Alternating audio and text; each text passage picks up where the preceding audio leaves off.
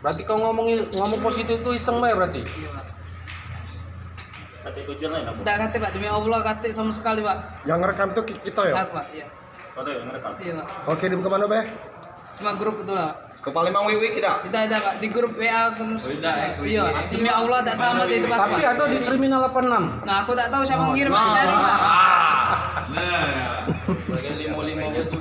Apa dia? Ini gawe kau sehari-hari di situ. Ya. Apa? Gawe kau di situ beliau sehari-hari. Parkir.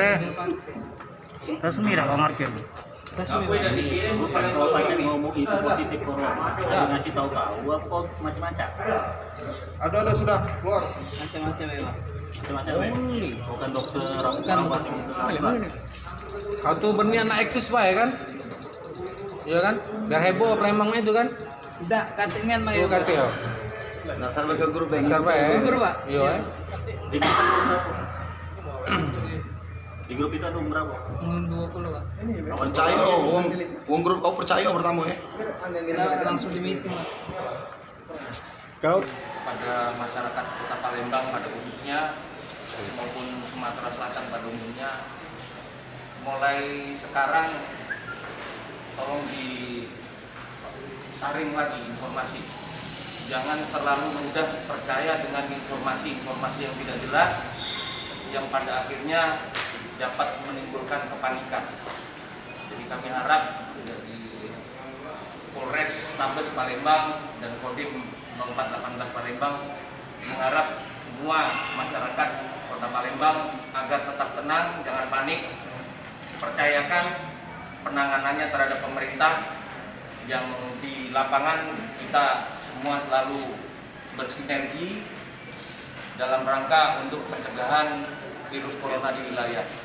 Tetap tenang, jangan panik, kita tetap akan melaksanakan langkah-langkah yang dianggap perlu dalam rangka mengantisipasi virus corona yang ada di wilayah.